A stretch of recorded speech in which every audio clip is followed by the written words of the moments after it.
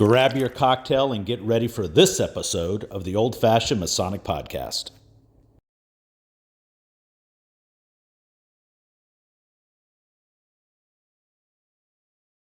Welcome to the Old Fashioned Masonic Podcast, where we talk all things Freemasons while drinking an old fashioned. I'm Brian, and guess what? Shocker, Texas alert. We got another Texas Mason, Greg Wright. Welcome to the podcast, Greg. Thank you so much. I appreciate it. It's a real pleasure to be here. I love it. So back in January of 2025, was on an assignment for the Grand Lodge of Texas, and we crossed paths. You probably seen Greg's face floating around on some social media that the Grand Lodge of Texas is doing on some shorts, but he was early in the game, and as far as the videos go, probably in the first 3 or 4 or 5. But he did great. I told everyone they did great because they all did great, and I don't think we had to delete anything. So once the Grand Lodge is distributed as they see fit. So, Greg, have you ever seen an episode of the podcast? I have. Yes, sir. All right. Perfect. So, we like to know as much about the man as we do the Mason. So we're going to push Masonry to the side just for a minute. Why don't you tell the rest of the world, all the Texans know, why don't you tell the rest of our listeners who's Greg? Well, what Texans know and the rest of the world doesn't know is, I do hail from the greatest country in the entire world, Texas. So just to get started there. But yeah, so who's Greg? Greg is, he's a man who knows he's a man, which is few and far between in some of the younger generations. Yep. But I could go on in detail on that when it comes to fatherhood and intentional fatherhood and raising boys to be men. It's a big, important subject on my heart. I think that's something we lack in this country is an intentional fatherhood, and then the rite of passage from boyhood into manhood. Yep. So that's a subject that means a lot to me. I grew up without a father that was heavily involved in my life, and would say he was probably around for 25% of the time throughout my childhood into adulthood. And then my grandfather was the man that was the role model in my life. And my grandfather, man, he was my hero. He was a World War II hero, a fighter pilot. He flew in World War II and in the Korean War.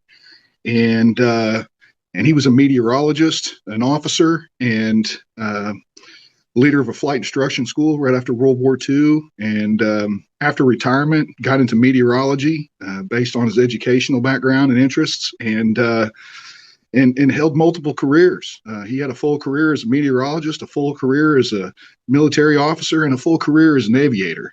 And he was just that guy that was the grit of the greatest generation, and just really defined it. That generation, they're a bunch of badasses, man. Yeah. You don't go to the gym and lift light weights to get strong. And the same thing goes for life. It's those hard challenges that build that grit.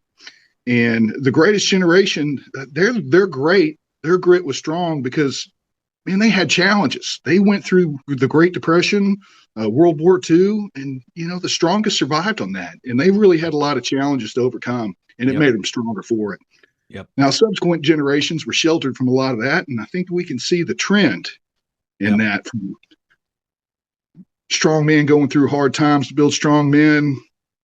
That builds weak times or good times, and those good times build weak men, and it's kind of a circular pattern. Yeah. But that's who I was really reared by, was my grandfather. He meant a lot to me, and I admired every bit about him. I looked up to him tremendously, and I still do. And I tell my kids about him and teach them lessons from it. But he was also a Mason, and the reason I became a Mason, if he went through it, if my hero did this, I got to do it too. Right. So. He represented the brand, didn't he? He sure did. He didn't advertise it, but he did wear his ring. Yep. And he didn't talk about it unless you asked him. Sure. And I asked him, and he was like, well, "Why don't you sit on down for a second, young man?" I love it. And then I asked him that question. Well, how do you become one? And he said, "You just did. You ask." And then so he handed me a petition. Now, I didn't fill it out and turn it in. it was probably a good 20 years later almost before I did. Yeah. And yeah, if anything I could regret would probably be not getting into it earlier. Yeah. Yeah. The things I could have been a part of a lot earlier, and it would You have know, made you it join when you're supposed to. I say it too. I was, better. my mid 30s, and it's like, I should have joined earlier. But you Right? might not have been the same Mason. Maybe not. I might not. I probably wouldn't have even stuck with it, to be honest. There were Right. just a lot of competing things to get into, so Sure. it would have certainly been a challenge. On Yep. one hand, it would have changed the trajectory of my life based on the men that I was around, and then the guidance of being around other good men to sharpen that iron. But Yeah. on the other hand, those competing things that I dealt with as a college student and a man in my 20s, that would have just really pulled away. And I think that goes true for a lot of people, and probably a lot to do with why we don't have more Masons. There's so many outside forces and outside activities that give people a lot of other things to do. And back when he was a Mason, there wasn't much else to do. So there might not have been all three channels at the time. Right. I mean, the world was black and white back then. So yeah. It was certainly different. At least it was on TV. Yeah, for sure. For sure. So we talked a little bit about being a dad. I mean, how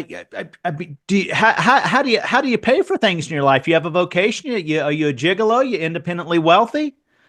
So I work in the insurance field. I still don't know what I want to do when I grow up. Yeah. But I went to college. I put myself through college.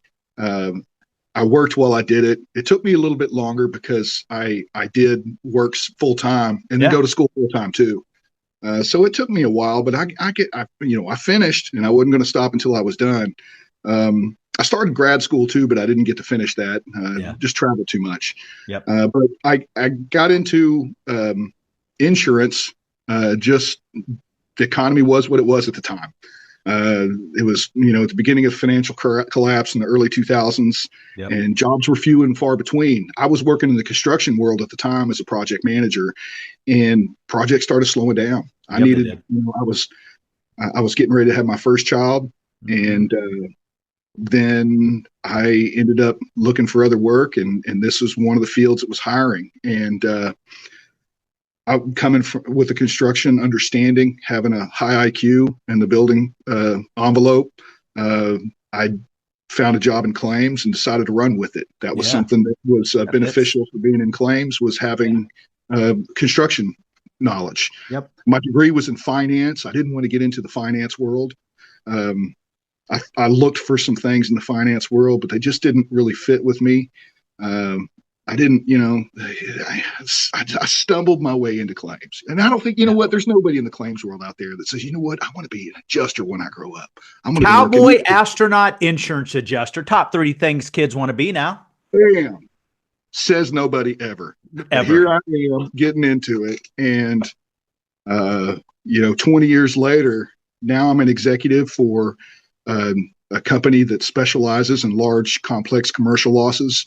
And I work with big companies that have big claims or lots of buildings, lots of properties. Yep. And I manage their claim process and work specifically with accounts. I kind of have a niche market that I work into where I manage large commercial property accounts and handle everything that comes through on theirs. Insurance companies pay my bill. I'm a neutral party that calls balls and strikes and just manages the process from start to finish. Like it. Makes sense. So, yeah.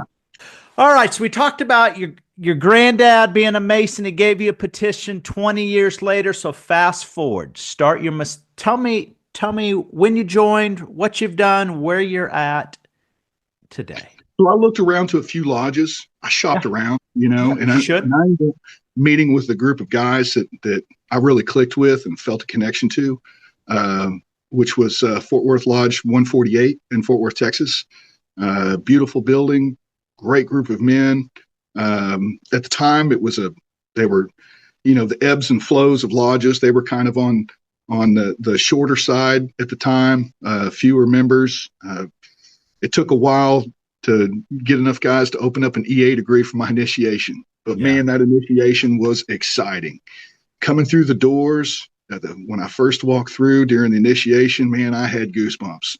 All I could think about was my grandfather what he was doing and the feeling he had when he took those first steps. And then I started thinking about George Washington, him taking his first steps. And it was just such a monumental moment, because I'm like, all these great men who've come through throughout history, I'm taking the very first step and being met exactly the same way that every single one of those guys were. And it was a really special moment. That's awesome.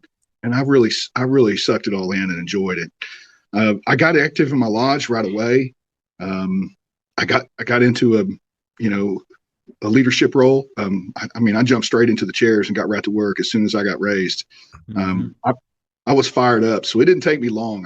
My petition, my going through the degree process, I think the longest part of it, I got initiated in May and I got raised in August. And I think the longest part of that whole time was waiting for enough people to get the degree. Yeah. Well, plus it's summertime and some lodges go dark, and there's stuff going on. Oh God. Yeah. Burned through it all in 30 days if they would have been ready for it. Because I was quick to learn. I studied hard and got the proficiency down, and I was ready to go. I was ready to burn some Masonic rubber. Right. And so I got into leadership pretty quickly, and I kind of started with helping with some of the recruiting and getting a part of guarding the West Gate and our lodge setup. We set up a protocol for screening candidates, doing just a very thorough job of it. I mean, it was a bit of a process that we have, and takes about 3 to 6 months of the getting to know you phase before the lodge we hand a petition to somebody. We really take our time peeling those layers of the onions back and getting to really know each other, making sure this is the right thing and the right fit. And, it's the right fit for both of them, not just a lodge, absolutely. Right? It's people miss that. They say, "Oh, am I not good enough?" No, are we not good enough for you? Absolutely. And sometimes we'll send somebody to another lodge. Hey, you know what? These guys actually might be a better fit for you. Fit for your goals. Right. Yeah. And sometimes we've had some stories. We've had to get the FBI involved with a candidate before, or a petitioner before. So the security, there's a mental hospital not too far away. We're in a downtown urban environment, so the risk factors are a lot higher. Mm-hmm. So it's very imperative, more than I would say a rural lodge, to do a good job. I think every lodge needs to guard their West Gate and make sure they're bringing in the right men. But when you're in an urban environment, you have to have more diligence, because you just simply by the numbers have a higher risk factor.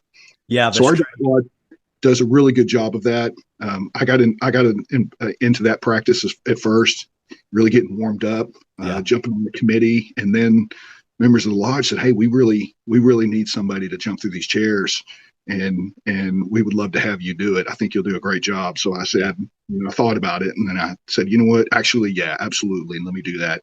Yeah. So moved through the chairs. At the time we didn't have regulation on anything specifically if you had to go through the stewards, then the wardens and the chairs, and then the steward chairs first, and then the deacon chairs, and then the warden chairs. But I got started in the junior warden chair. So it was. And you started in the soft seats. Yeah, I started. It was. I know some people. No, but that's all right, dude. I'm sitting here getting the crap kicked out of me at the beginning of this podcast about which I agree about men need to be stronger here. And I'm sitting there as we're going through that, agreeing 100%. And I'm looking at the camera and saying, "Damn it, I'm wearing a pink shirt. What in the hell is going on?" So anybody else is watching that, they're like, "Oh shit, bird." I don't want to assume nothing. I just figured you're a fashionable guy. Shut your mouth. All right. So you worked in the chairs. What year were you master? I was master starting in 2016, in 2017, and then through to 2018. Okay. I technically served 2, but I was elected to 1. Okay. But after that, I got into our Masters, Wardens, and Secretaries Association for our Masonic district, which has 4 different A, B, C, and D. So we had 4 different groups of lodges that were part of that. And that was a 4-year term, starting with treasurer, secretary, vice president, then president. Yeah. I served that role, and then I got appointed by the Grand Master in 2020 to be his district deputy Grand Master for my Masonic district. Okay. And I served a year under Right Worshipful Paul Underwood, who was. Did you like that position? I think district deputy is the coolest position out there. That's just me. I had an asterisk year because Okay. it was 2020. Yeah, fair. So half of it was shut down. Yeah. However, I hit the ground running right after our January grand communication, and we weren't supposed to start visiting until March, but I asked the Grand Master for permission to get started early because I wanted to hit the ground running, and I wanted to knock out. Now, I work a lot of hours. I got a tough schedule, and I wanted to knock out as many as I can. And before storm season. That's right. I needed to make sure that I can do it throughout the year. So I had kind of a long-term vision, and I had a checklist of stuff I wanted to accomplish while I was doing that. And then some things I wanted to be a part of. Right. So that required shuffling around my schedule and trying to organize that as much as possible. Mm-hmm. Thankfully, the Grand Master gave me approval to get started early. So by the time we had our shutdowns, I was done with both the first and the second required visit for the year for my lodges. I was done. So technically I did all of my work. I just didn't get to go to a lot of the activities because all the events were basically shut down. So all the pomp and circumstance of getting introduced and going to a thing, I didn't get to be a part of really all that. But you know what? That really didn't matter. Right. What I really got to do is do something that I took a lot of enjoyment from. And surprisingly, it was the service awards. The 50 year, the 55, the 60, the 65 year. Those are cool. I took it very seriously because we get to hear the badass stories too. You get to hear the stories, but you know what? You get to have a real monumental moment to show appreciation for somebody who's dedicated a lot of years to this fraternity. And not only them, but their families. And that first one, I studied for it. That we had, there's a written format. There's actually several different kind of written formats on the presentation to give. And there wasn't a required one. So I sat down and kind of added the best one from this one and the best one parts from that one. And then I ad-libbed my own, and I just created my own script. Yeah. And then I added a part for the spouse. So the first one I did, it was a packed house. I mean, this guy, it was a 60-year award.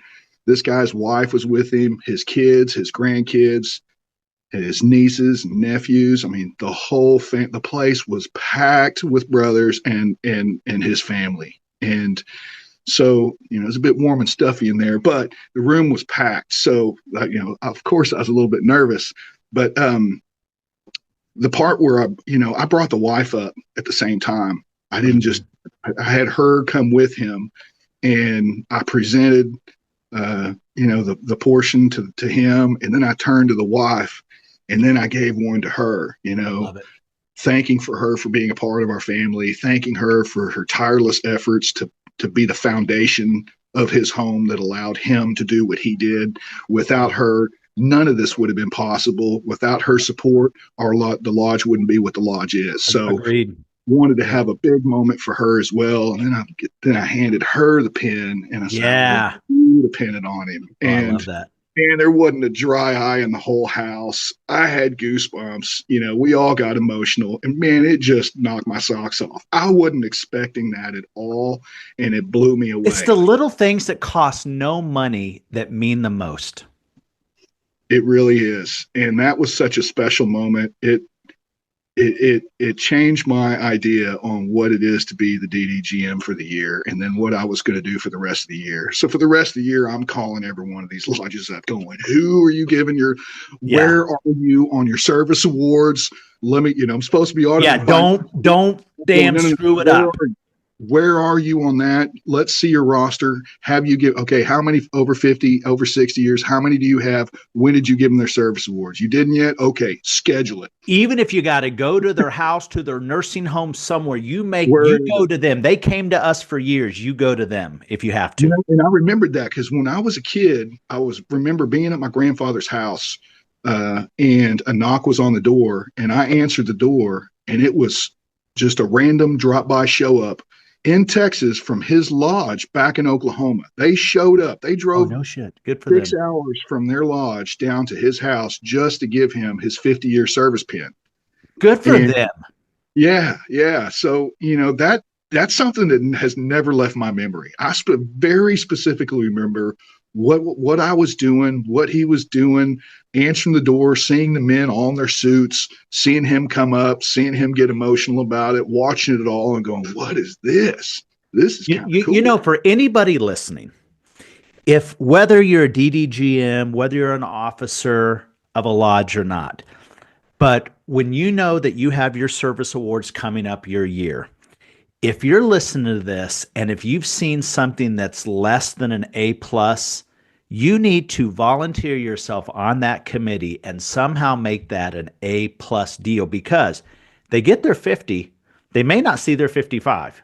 They may not see their 60. So you need to make it, even if you did the 50, the 55, 60, 65, you need to make it, try to one up that every time, because man, I'm not going to make it to 50 as far as 50 a year. I'll be almost 100 years old. So, yeah, I mean, yeah. So I'm not there. And if I keep pissing Clandies off, I got another good 6 months in me, that's that whole thing. So I said what I said. So, but before we jump over to the Masonic Home School, what other bodies are you in? So you did your Blue Lodge, you Scottish Rite, York Shrine. What else? Yeah, I did the Scottish Rite. I went through the York Rite, chapter council commandery, went through the Shrine. I've done it all. That wasn't invitational only. So I've been through all of them. I found my most joy in Blue Lodge. Yeah. And my cable tow, the time that I've got available is not vast. So I did those. They were great experiences. I'm real happy I did. They're all great organizations, but I hate to say it, but I can't be active in them. And it's really just a scheduling thing. So when I retire and got more time on my hands, I'm going to dive into them and I'm going to get active. Yeah. But for right now, I'm focusing on what I can make time. Well, you're focusing on the foundation, frankly. None of these other organizations are around without the foundation. So anybody wants to debate me with that, come on here. Because if you don't have that foundation, you can't do the rest of them until that prerequisite goes, which, I can see, I hate to say it, but I think in the next 5 years, you're going to see at least one organization that Blue Lodge won't be a prerequisite. And I think it's a damn shame. But, I could argue both sides of that too, because they need this widget to do this. And there's lots of arguments. And, it's that's going to. So it is. I'll do more of that later. I get into Blue Lodge now. I've held some Grand Lodge appointed positions. Yep. I'm a member of the Historic Committee, the Texas History Committee for the Grand Lodge, which is appointed. That's a 7-year term. I'm a member of, I was appointed by Right Worshipful Brad Billings in 2022 to be the grand photographer. I know a lot of jurisdictions don't have that position. Yeah. So just to kind of explain for those that aren't in the Texas jurisdiction, the grand photographer position is a position to document. It's in charge of documenting the Grand Lodge to preserve history for the future. Yeah. So, if you think of back in the early days of the original Masonry, if there was a guy holding that same position, well, he was painting an image, he was painting on an easel, an image of brothers together or something. Not the esoteric stuff, but of course. So you're the one responsible for all the Billings photos all over the damn internet. You're the guy. Oh, so you're talking about the Flat Brad picture. That actually was me. Flat Brad? Yeah, you've probably seen that. So when Brad that started off as a joke, and I'm the guy that started that thing. That was a joke. Did you know I knew this? No, I didn't. So Flat Brad, let me give you a quick rundown on how that happened, just to kind of explain that. I take a lot of pictures. I enjoy photography. So I had a good picture with my, DSLR camera. I got a good snapshot of Brad at the installation of a 100-year-old master to the lodge as a worshipful master. I don't know if that's ever happened in Texas before. We've been looking to figure it out. Haven't found anybody else. But Sam Levacy, he was the cornerstone of my lodge. And he served as worshipful master to another lodge in town after his 100th birthday. And so we all came in droves to watch his installation as worshipful master. And I got my camera and I'm documenting the whole thing. Well, I snapped a pretty good picture of Brad. And I had this idea because Brad was a real active brother. I mean, he travels a lot. He visits, Yeah, he does. every night, and he posts it online. I mean, he was kind Amazing. of the guy that really was putting his But he was actions. speaking to that next generation, that generational language. That's yeah. Absolutely. So he's And visiting that's and what he's also had posting it. people not really love him as much as they should in some Well, scenarios as well, right? yeah, I mean, new ways of It doing cuts things both ways. don't resonate. So Yeah. it didn't resonate with some people that he was active online, and they really Yeah. resented that. And that built Yeah. him, had some people against him. Yeah. But he visited a lot of lodges, Yeah. and he came to my lodge a lot. And he was real close by, and close friends with him, and he would come by, gosh, every other month. He would show up for our stated meeting or an event of some kind we were having. Pretty good chance Brad will be there. Yeah. So I'm seeing these pictures, him posting online, visiting this lodge, visiting that lodge. And I just had this idea, hey, you know what? It'd be real funny to make a joke to kind of start this thing about where's Brad Billings. And so I got this picture. I blew it up to a 16 by 10 portrait. Wow, that's even taller than Brad. It's a little bit taller, but I've cut it out. He's so mad right now watching this. You know what? He is not tall in stature, but that guy is a giant of a man. He's awesome. I'm a huge fan. He really, people cut on him for being short. He takes it with stride, and I respect it. I love it. I love it. What a great guy.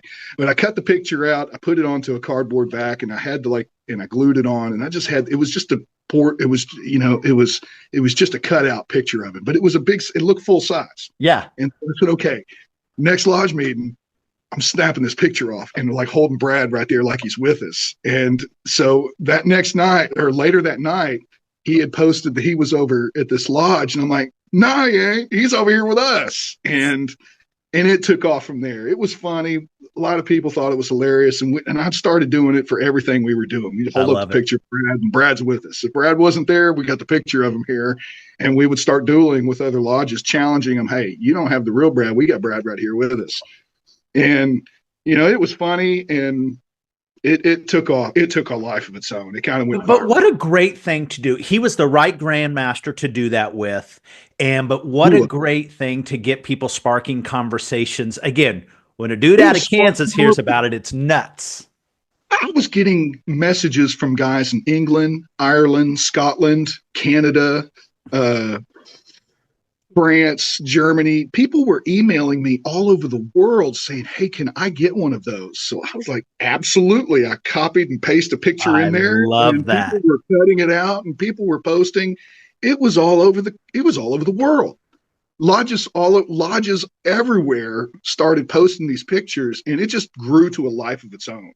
Huh. And it was exciting. It was funny. The more I saw it, the more I laughed, the more I apologized to Brad, because I'm like, man, you're going to get in so much trouble for this. I loved it.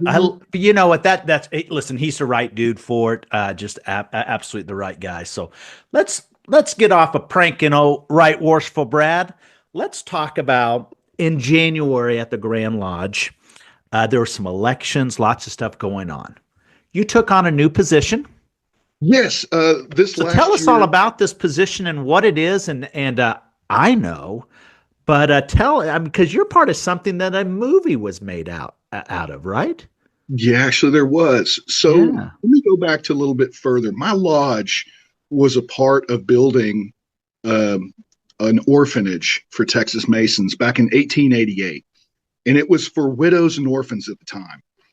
And brothers from my lodge donated the land, raised the money, and built this school and home for widows and orphans to have a place for them to go. And in 1910 or 1913, they started, they built a home for the widows in Arlington called Texas Masonic Retirement Center. And they branched off, and then it just became the home and school. And so the home and school got, I think it was 1920-ish, it got an independent school district designation from the state of Texas. And it was and it was its own school system that just took care of kids that were orphaned by a Mason. So a brother died. There wasn't a father in the home. Whether there was a mother available or not, brothers would surround the family and say, "Hey, we'd like to help here, and we have a home, and we've got all of their needs there, and that'll take the pressure off of you." And that was a big help for a lot of families, and it was just a special place. Yeah. And in 1936, I mean, this place was kind of going into the movie. The movie's based off of a book called The Mighty Mites by an author named Jim Dent. And he wrote about this home and school, and specifically he wrote about the home and school football team from the 1930s. Yep. Now, the winningest high school football coach won it all, has hit all the accolades, and was getting close to retirement, and decided what he wanted to do was he wanted to go to the home and school and coach the orphans. That was just his way of giving back to the world. Was he a Mason? Was he a Mason? He was not. He was not. Okay. But he found the school and he said, you know what? This is how I can do my part to make the world a better place. I'm going to go help some kids that need it the most. And I'm going So he was a Mason right here. He was a Mason at heart. Yeah. Now, I believe he later became one. Someone can correct me on that. But I don't believe so. Yeah. So he went to the school and started this football team. They'd never played football before, most all of them. They had to tape together a football to start practicing with. They had to get hand-me-downs from local schools that gave all their old leftover torn equipment. And with all this stuff, those kids turned into a powerhouse. And in 1936, they went to the Texas State football championship and played in it. And that's what this movie about. And that's called the 12 Mighty Orphans. Yeah. And this movie has Luke Wilson, who played the part of the coach. And also in this was Robert Duvall and Martin Sheen. And a fun side note, this is the first time Robert Duvall and Martin Sheen have been on the same movie screen since Apocalypse Now. Oh, wow. So really cool. That's good. The movie came out in 2020, and it's just a great family movie. If you haven't seen it, you really should check it out. It's a really heartfelt movie about overcoming challenges and coming into greatness. And we'll put a link to the trailer in the video description. So for all of our listeners, pop down to that video description. You'll see the trailer, know how to find it, and watch it on your favorite streaming source. Absolutely. And thank you for that. And every one of those football players, not only the football players, but the kids that came out of the home and school, all of them became very successful. From senators, congressmen, doctors, lawyers, leaders in the community, engineers. Gosh, there was one that was on the Manhattan Project back in World War II, right after that was on the football team. So the home and school really raised some great people, great adults. And members of my lodge and a lot of lodges across Texas, there'd be some guys that had some money in their pockets, and they went and sort of adopted one of these kids that was graduating and said, I'm going to pay for your college. And in fact, when I served as DDGM for Right Worshipful Paul Underwood, he told me his story about there was a brother in town that basically committed to pay for him and pulled him over and said, I'm going to pay for your college. You go to school and you go do something special. And it paid his way through school. And he became an accountant and had a great career from that, and then became Grand Master.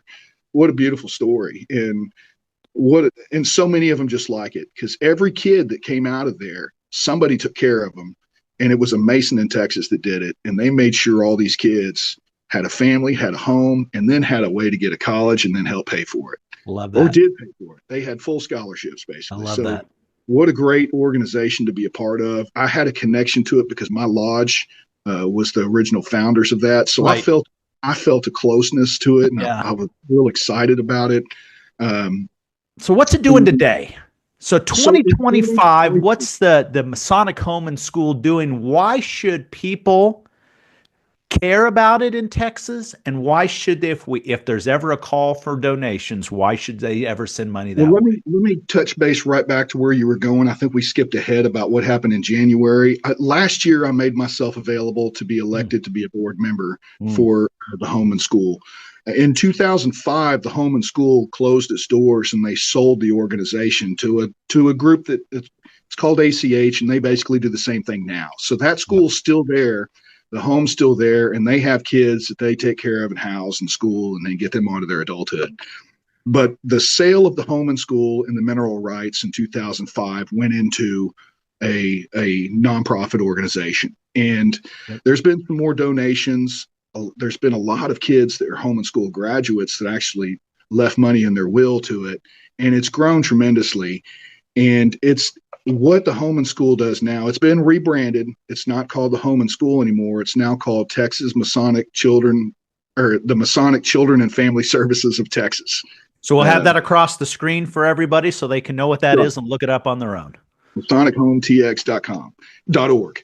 And so since then, it's a restricted organization in terms of what we do philanthropically.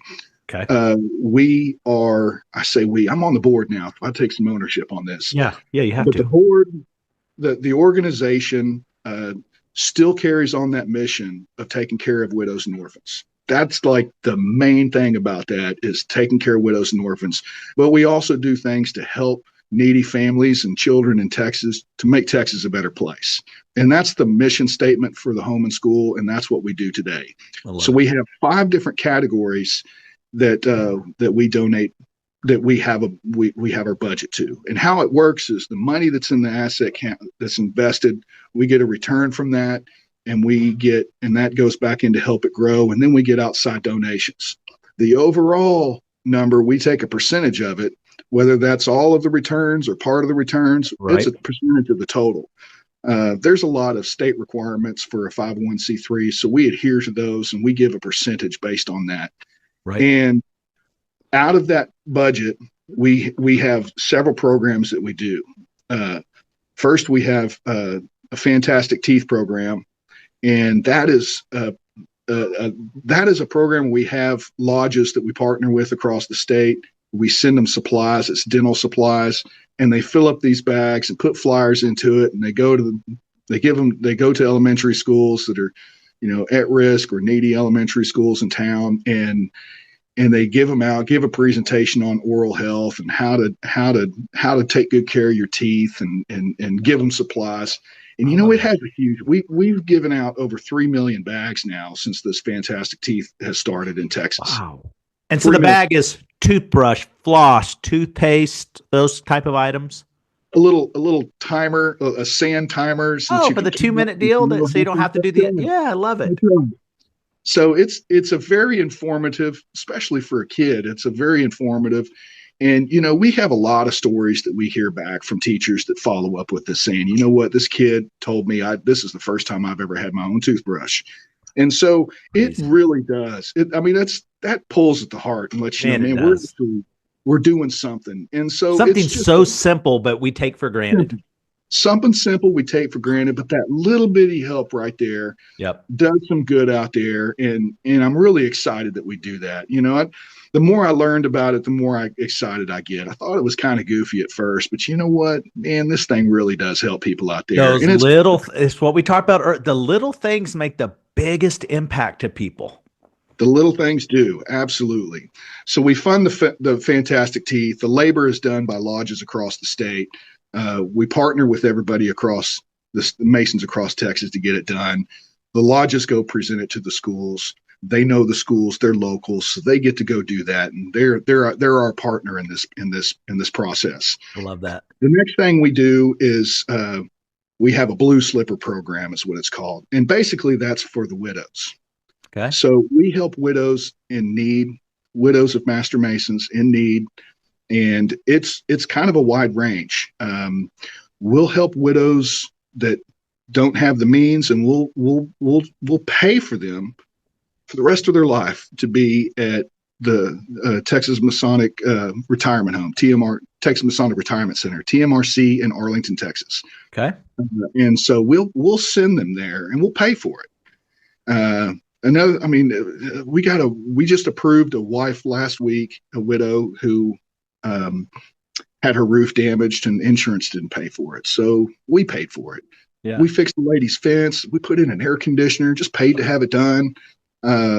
Built wheelchair ramps, had someone's floor done, their kitchen fixed, their bathroom fixed, make it ADA compliant for handicap. I mean, it's been all over the place. I love it. Essentially, it's like when there's a widow that we identify that's in need, right? Man, we vote on it and we pay for it. You get after and that's it. the challenge that we have because, our budget goes up every year because the growth goes up. So our percentage goes up. So we're always looking to see who can we help? Where are the widows? And it's so hard to have a database of people. It's just impossible. Yeah.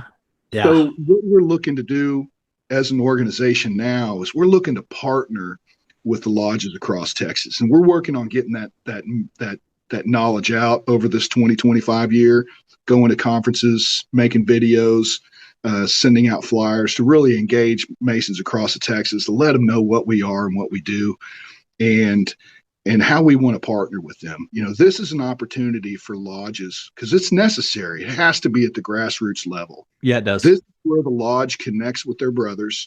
They make sure the brothers are telling their wives what's available for them. And in just reassuring them, if anything ever happens to me and if you ever get a bind, this is the group that's going to be here to help you when you need it the most. So don't forget that. What a great way to handle a specific part of an obligation. It's in our obligation. And this is how we execute that. We can actually do that.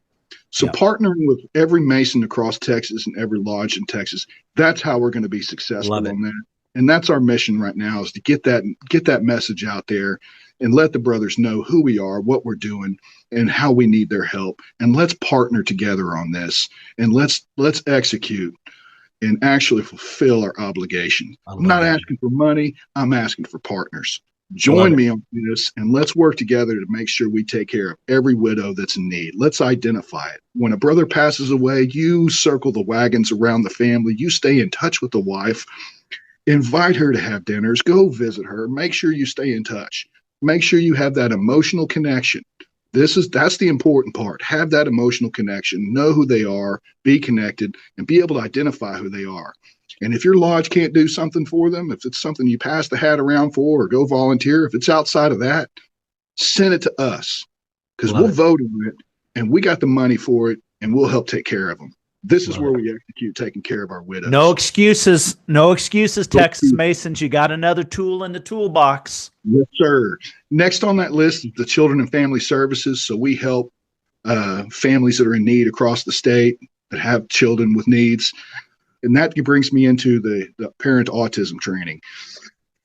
We work with the University of Houston in Clear Lake, the Presbyterian Hospital, and the Child Study Center in Fort Worth. We've partnered with these three health organizations that work with families with autism. And we partnered with them to basically put together a program to help train families. So we pay for a 2-week, fully immersed program to bring families in and train them on how to deal with their autistic family member.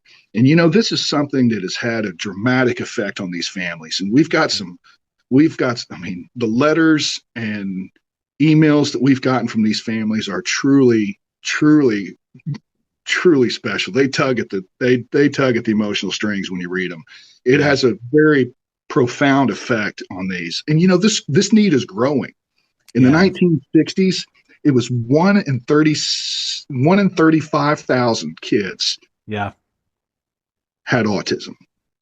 Here we are in 2025, and the number is 1 in 37. Yeah, 37. No other digits. Yeah, you can't argue that. You and I are not going to go take it political, because I know we believe the same way on this. But guys, it ain't going away anytime soon until we kind of get some stuff in place. So having a system in place for parents that think their kid, when I was younger, it wasn't autism. They said, oh man, Bert's just a spaz, right? But you just never know. And there's all of these things, but it's a huge deal right now. If you pay attention to the news at all, RFK, I mean, that's a mission for RFK him. Jr. could come in here and tell us all about it and maybe even let us know what it is that's causing it. Yeah. But we certainly have. Now, the question is, for me, the first question was, well, is this a matter of how they diagnose that as change and identify it? Has the medical community done a better job? And I think there's a level of that. Sure. But we also see a lot more people having it. So there's some environmental things that are going on that are definitely contributing to it. Yeah. And I would love to see that go away. If we think it's what we think it may be, I'd love to see that dwindle away like polio back when Shriners first was doing, to go away and eradicate, and we focus on something else. 100%. And on a positive note, it's a relief to see that it's being discussed now. Absolutely. And now you're looking at it on the government level, and they're making a hard push to try to figure out what's going on. Why is this being caused? Let's understand it. Yep. And then come up with a solution to fix it. So I'm really excited to see that finally there's someone in there that's taking a hard run at this and making a real strong push to make a change there. So yeah, I agree. Let's all join hands and say some prayers, and hopefully they pull this thing off. Yeah, for sure. For sure. So moving right along, aside from the parent autism training, that's a big one. I don't want to move on it too fast, but I just want to touch on the high points of that because that's so important. We spend over $1 million a year on that program, and that budget is about to increase. It's something we don't want to cut down. Say that number again. $1 million every year. We fund it. We fund the program for those 3 medical organizations to do that training, and we felt like that was really the best way that we could help. If we could pay for the training for them, paying for the medical stuff's one thing, but paying for the training, maybe that would have a more lasting effect for the families that are dealing with it all. Instead of buying them something, instead of paying for a medical bill, let's pay to train. Yeah. Do you give them food, or you teach them how to grow their own, right? Teach them how to fish. Yeah. Don't feed them fish. Teach them how to fish. Yeah. And it's resonating. It's working. We're getting some really good results about that. Those 3 organizations I mentioned are giving us a lot of positive feedback, and it's something that's working.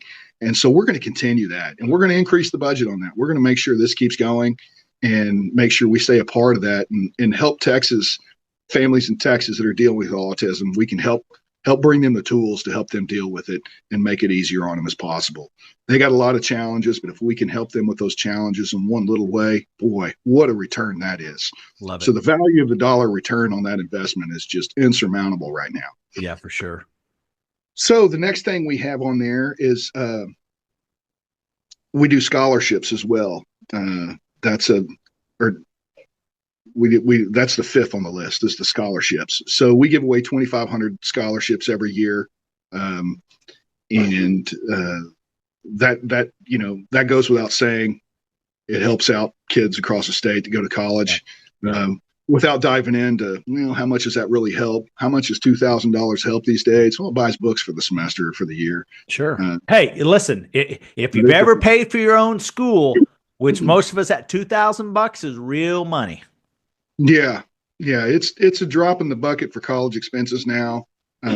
Maybe we could get this to get better as time goes on. Maybe we can narrow this down. We'll see what we can do to bring this into a better, what we can do to maybe increase the value on that. But we're doing this for now. We're gonna work on it in the future. As we grow, we're going to be able to do more. But we're already pretty big. I mean, this organization is the 3rd largest Masonic charity in Texas. And that's next to number 1, the Shriners Hospitals, number 2, the Scottish Rite Hospitals. Right. Yeah. Those are big budgets. They're running a couple $100 million a year or more. Those and just in raising funds. Those are big organizations. So we're 3rd on that list. That's pretty good to have those 2 ahead of you. That's nothing. It is. Those are great organizations, and and I love doing whatever I can to help them raise money and support their causes, because those all about the kids anyway, right? It's all about same goal. And that's what means a lot to me, is helping kids. So that's what I'm all about, and that's what they do. So they're great organizations. We're 3rd on that list, and then 4th on that list is going to be lodges, what they do for their communities. So Our organization is here to team with lodges, to partner with lodges, to partner with Masons across the state, and do what we can as a Masonic community to make our community a better place, Love it. however we can help. So I'm real proud of it. I'm excited to be on this board. There's 5 other members. It's a 5-year term. There's a new person that's elected each year. Yep. And I know I'm going to be serving for at least 5 here. Any kind of reelection, I'm not thinking about that. I'm just focusing on accomplishing some goals right now. And I've got some real, I ran my making myself available on what's my vision, what do I see that I can, where can I bring value here and make a contribution, and what can we do to make it a better place? How can I leave it in 5 years in a better position than I found it? And for me, that was, the engagement of Masons across the state. We could use more engagement, but we also could use, what's more important is getting that knowledge of it out there. There was a need to have more information, getting that product awareness out there. That's a big room for improvement for this organization. So I rolled up my sleeves day one and started getting cracking on it right away. I'm working with the other board members who are all excited about it too, and we're working as a team to get out there across the whole state and to provide all the information we can and get in front of as many Masons and as many groups and as many events as we can to just give the word on who we are, what we're doing, how we're helping, and how we... I think it's going to help recruitment or retention. I'll tell you why. So many of the new people that are looking to join today, the generation younger than us, they want to be really part of something bigger in this community-based. We do so many great things as Masons like this that the world has no idea about. So this right now, with you getting out with this campaign of awareness, not only will it make it harder for people not to want to stay, right? There's like, I'm going to write the check for that. But when you go around and speak to outside groups, that might be, I think you're going to pick up the odds and ends there. And I think it's nothing but positive for Texas Masonry. I think so too. I think the growth and the engagement is very critically tied to the product awareness. And so I'm wanting to really focus on getting that product awareness out. And so is the other board members. We're all unified on this, all like-minded men, and all good men that have a heart of gold and are eager to serve. The men I serve with on this board are tremendous, and it's a true honor to work with any single one of them. They're all great. And there's a great staff. We have an office in Keller with a staff that's there. They're all working really hard. Good folks, wanting to do good things. They're paid. They're employees, right? They're paid employees. But you know what? They're all great people, and they all have a big heart, and they wouldn't stay if the environment's not positive. Let's just be clear. Absolutely. So they're real excited about what they're doing, and back to touch base on what you're saying. This is when it's the right thing to do. It's the right thing to do. It is. When God anoints something, it's got a destiny, and I feel that's what this is. This is a way. This is a tool that we have as Masons to do something great. And I'm excited to be a part of it, and I'm excited to share the news about it and to get that awareness out there, because we'd love to be part of helping share that on this podcast as well. So all the links will be in the description. You've seen the URLs across the screen here. We want to make sure that we're doing the right thing and helping fulfill our obligations as men, not just Masons. Even if you're not in the state of Texas. Even if you're not in the state of Texas. Listen, I agree. Even if you're not a Mason. We do a fundraiser every year with this board. And it's in the summer times, and we have a concert that we do, and they're a lot of fun. And there's a few other things that we're working on to have different fundraising events throughout the year. But right now we're kind of focusing on the concerts and potentially scaling these to a larger venues with bigger acts, and hopefully we can really knock something out of the park here pretty soon in terms of a big show. And goodness, man, I sure would. You're going to be one of the first people I call and say, get your butt down here. We got a big show. Let's do it. We're here for it. So love it. I'm down. I'm down, man. So make sure So where you are when it gets big. I like it. Come, No, it doesn't come even have to get big. You get that one going. I'm down, man. The most important question of the podcast, dancing girl, dancing girl. Everyone thinks it's easy until the question is thrown up in front of them. Okay. So, my friend, in front of you, you've got 4 things on the screen, and one of them must go forever. It was never created, invented, or around. So you have masonry, you have guns of any kind, you have the Department of the Navy, not the Navy, but the Department of the Navy, and the Dallas Mavericks. One of these, Greg, has to go forever. It was never created. And oh, I can see it. It's a little tougher than you thought, isn't it, buddy boy? Which one's got to go forever and why? Well, you know what? Let me go ahead and just eliminate from the top down. Mavericks out of here. Whoa! And I've been a season ticket holder for years too. Is it over the Luka deal? No, I think it's over. It's for me. It's over the new ownership. Yeah. Cuban's a minority owner now, right? Cubans sold out to a casino group, and their interest is to bring gambling to Texas and not make our community a better place. Not once has a gambling community moved into a community. They have sold themselves as all the great things they're going to do, and not once anywhere in America has a casino come in, fulfilled the promises that they gave to get the voting legal for it, and not once did they make the community improve for it. So I'm fully against them. And Mavericks, you guys are out of here. Cuban Luka, you're done. And great for Luka. He's going to be over there in Los Angeles, which is the #1 franchise in the NBA. The NBA is struggling, and Luka is the biggest revenue generator in the world. Yeah. So Dallas is the #4 market. He needs to be at the #1 market. The NBA needs it. So I think it's going to work out great for all of them. Unfortunately, it's not working out too well for Dallas. Yeah. That stings. And I know a lot of people in Texas are pretty upset about that. But I say we focus that energy on making sure those casino owners don't get what they want, which is to put their vacuum right in our community and siphon all that money into their pocket. And all you former Dallas Mavericks season ticket holders, send your money over and help support Texas Masons and the widows and orphans. So, Greg, yeah, that's the one that has to go. #2. Man, you don't get 2. You just got to get 1. You don't do that to yourself. Mavericks are out. They're out. Do you want me to say one that stays? Oh, the other 3. Masonry has to stay. That one's easy. Yeah, that one's easy. National security's got to be our next important thing. Greg, thanks for joining the Old Fashioned Masonic Podcast. Cheers. Cheers, brother.